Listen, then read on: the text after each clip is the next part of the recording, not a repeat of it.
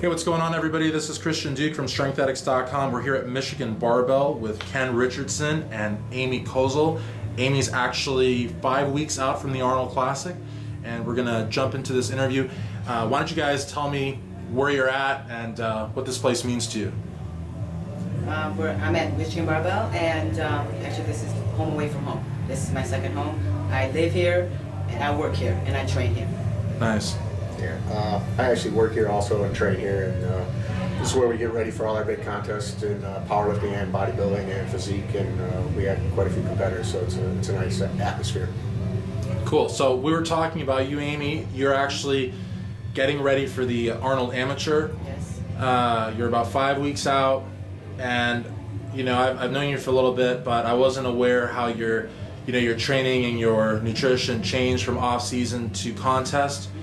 And I was kind of surprised by the fact that you said that your training actually doesn't really change from, let's say, for everyone at home, we're going to be talking about Amy's contest prep from weeks 12 to 5. After that, we've decided that we're not going to, because that's more like the strategy aspect of it. But you said your training doesn't really change from the regular off season to contest prep weeks 12 to 5. What does your training look like during that time? I usually train 6 days a week, including cardio, and it's lifting heavy and just training like I normally would do. And when you say lifting heavy, are we talking about machines, barbells, dumbbells, a combination? Both. Okay. Yes. What would you use the machines though? I mean, I would think a lot of people would use the machines more for like a detail type thing, but can you still train heavy on a machine and get sort of the same as you would from, say, dumbbells and barbells? Well, no, it's a different type of feeling, different type of workout, but yes, you can still get what you need to get out of it. Just like if you're squatting on a Smith machine versus squatting on a conventional regular squat rack. Okay. So in terms of your physique and in terms of training, and I guess we could ask both of you this question, what would you say would be your strongest body part or your favorite body part to train? And this is actually, you have to be really objective here, and it's tough. It's a tough question. What would be your lagging body part, or the body part that you just have to really get yourself into the gym and mentally psyched to train? My favorite body part to train would be shoulders. Okay, Ken? Actually, I actually like to squat legs. Old school. Being Good. a powerlifter, squatting and deadlifting is the best way to go. So, okay. But I've been taught that shoulders are important. And a few other exercises that I wasn't used to do, because I actually am doing Amy's training with her throughout the whole training cycle for her prep for the Arnold. Awesome. And now you're lagging. Is there a lagging body part, or even a body part you don't like to train that you have to? Mine would be chest. Chest. I'm actually enjoying training all of them, so it's different for me. Instead of doing 3 to 5 reps or 1 rep, I'm doing 20, 25, and I'm actually getting sore for once, so it's kind of fun. So something new.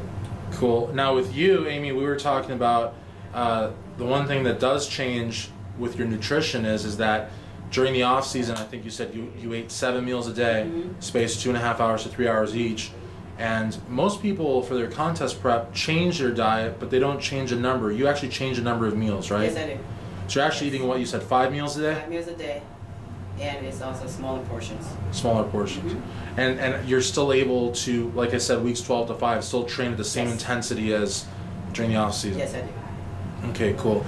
Now, another question that I was going to ask you, and we kind of talked about a little bit beforehand, was, I think it's important. There's a lot of women at home that are going to be watching this video, and they're going to see what you've done in the gym. They're going to see some of the footage that we shot earlier, and part of them is going to be like, I really wish I could do that. I wish I could, maybe not even get on stage, but I just wish I could get in the gym and compete and be proud of my physique. Maybe even look in the mirror.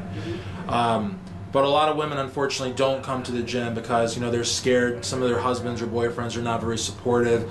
Maybe they're a little heavy and they're self-conscious. And some women actually don't come to the gym because men, and some women even, will tell them that they'll start to look, quote-unquote, mannish, which is stupid because muscle doesn't have a gender. But what would you say to that woman? And she's out there. Out of the 10,000 subscribers I have, and the more that will see this, there's at least a handful of women that this answer that you're going to give is going to hit right nail center to them. I've personally experienced that, and No, it's your body. It is what you want to do with it. And I feel, sorry, it's do what you want to do and do what you need to do.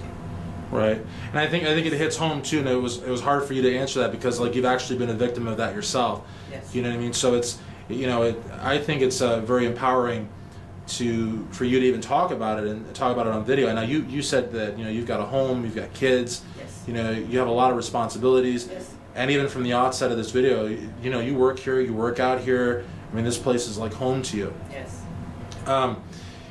What is something that you would want? And actually, we didn't talk about this, but what is something that you would want the judges to know and the people in the audience to know and all the other competitors to know? Like maybe if they see you in the pump-up room backstage, and a lot of people don't talk in the pump-up room because everybody's psyched out, thinking about getting on stage. What's something that you would want your fellow competitors, the judges, and the audience to know about you? I am me. This is me. I don't change for anybody. I will not kiss anyone's butt for anything. And once you get to know me, you might like me. If you don't, then that's fine too. And that's really important. So you're Yes. you're real. Yes, and that's important. And Ken is real. Try to be Yeah. as real as it gets. Absolutely. Okay, so now we've got to do what's called the business of bodybuilding. So now I want you to talk about your 4 sponsors. And I think that's really cool that as an amateur, you already have 4 sponsors when some pros can't even get 1. So talk to us about those 4 companies that represent you, that you represent, I should say. I have Michigan Barbell, obviously. I also have Game Plan Nutrition. And you're holding up, there's a supplement there, Pump? Yes, it's a pre-workout, gives me great energy. Awesome. I also have Suits by Sassy. They are sponsoring me and giving me a suit for the Arnold. That's fantastic. And Anytime Fitness of Brighton.